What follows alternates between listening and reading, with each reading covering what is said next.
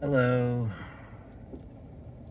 it's me again, and yeah, I don't know if I'm gonna release this or not because I don't know if I made this video again or not. But anyway,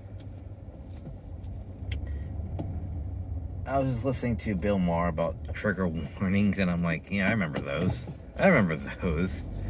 Those were a brief thing for a while, a few months ago, or past year, where even in because they would pop up saying, okay, now if you're a little child, this is what you're going to see. Okay, the strobe lighting, I can understand because some people are epileptic and you don't want to be caught off guard with that shit. Okay, sure, fine.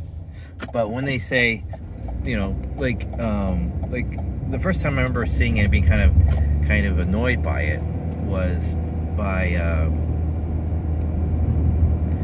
The Walking Dead, the one where Negan was introduced, and everything that happened with the bat, and it's like, hey, this show might actually be graphic and violent, and I'm like, you do realize, it's like I've been watching this show, like every episode since it premiered. I know what this show is, so it can get graphically violent at any moment. That's kind of the appeal of the show. So, telling us this is like saying, is like being in the middle of winter, and then someone saying, best wrap up tight. It is cold out there. It's like, it's the middle of winter. I've been outside every day since this started, and you're now telling me, it's cold outside. It's like, yeah, I know. We all know.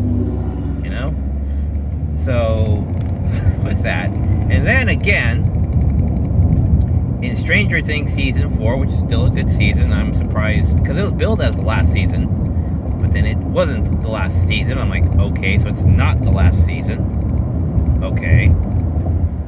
And so, at the premiere, when I hit play, it's this disclaimer pops up saying, oh, now because of the tragedy of at that school shooting, because children died in another state, in another part of, in another state, has nothing to do with me, that I might be triggered. This might upset me to see dead children. It will? It's like, now, I can understand that people who've had tragedies in their lives might be triggered, but that's a very, very small amount of people.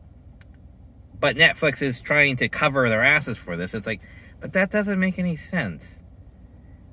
The other 99% of people who aren't having this tragedy right now are be watching this. I feel like, okay, now if you don't see this coming and the blatantly obvious, like, what does actually think happened to all these kids? What, they just went on to foster care or something? It's like, I'm pretty sure a lot of people in the series died. Because it wasn't 12 people, it was like 10 to 20 or something like that. And it's like, yeah, I'm pretty sure they're dead because, how everything is set up at the beginning, I'm pretty sure, a lot of people didn't make it out of there alive. So, yeah, once you introduce the population number of those kids, it's like, I don't know. That doesn't seem like they got out okay.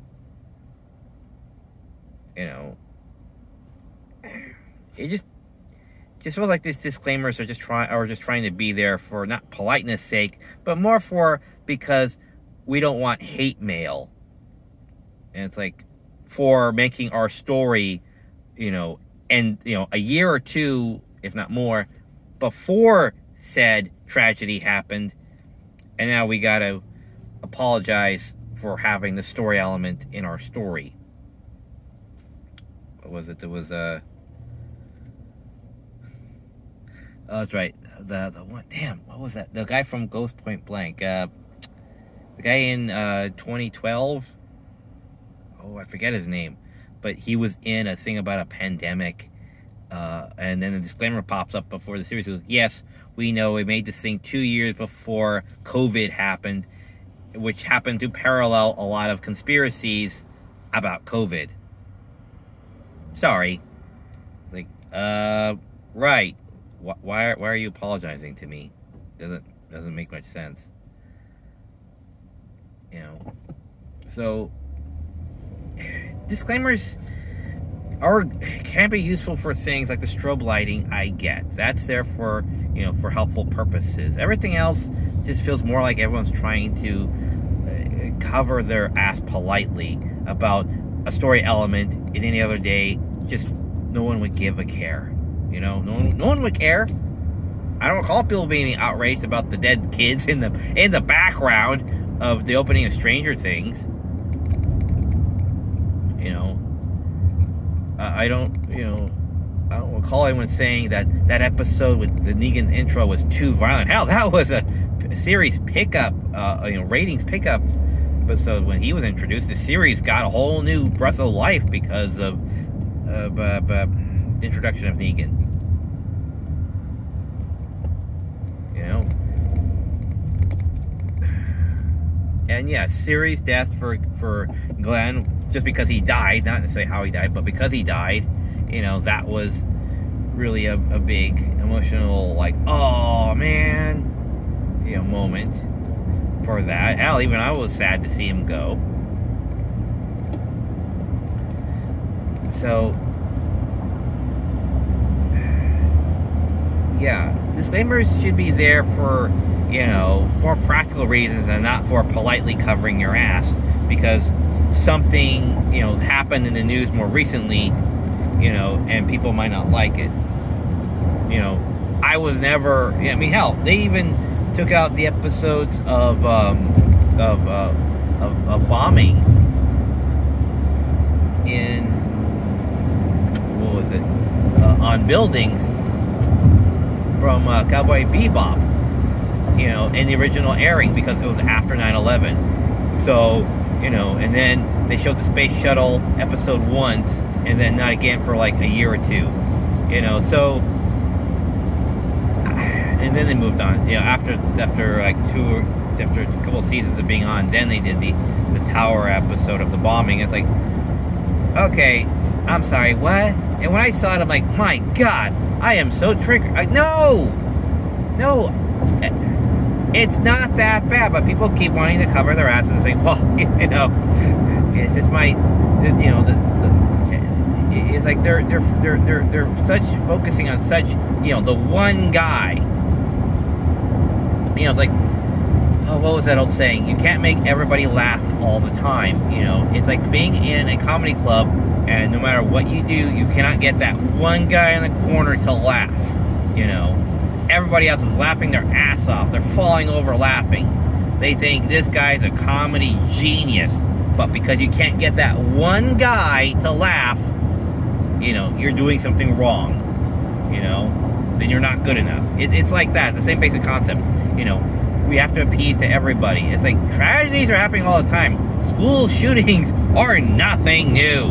Trust me. Tragedy is nothing new. And apologizing for it, for having that element of realism in your story, just makes it feel, I don't know, what's the word? Not cheap. It just feels needlessly courteous, you know? Like we're trying to be, you know, courteous to your feelings. And it's like, no, you're not. You're just making it sound like you're talking to a 5-year-old. When I'm like 40 years old, it's like, no, I'm not 5. I can handle my shit. I've lived through the 80s. I can handle this. You know? My favorite films in the 80s are Young Guns and Commando. Both dealing with headshots. So I'm pretty sure I can handle Glenn, barely, getting his head smashed in by Negan. Spoiler alert. And I can handle a few strobe lights, annoying as they are. And I believe I can handle, you know, some mass murders in the background of whoever the hell it could be. Or the fact that there is a pandemic going on, and this is a story that happens to be about a pandemic. You know, I'm not some fragile thing. I can handle my shit in my media, you know. And I'm not epileptic.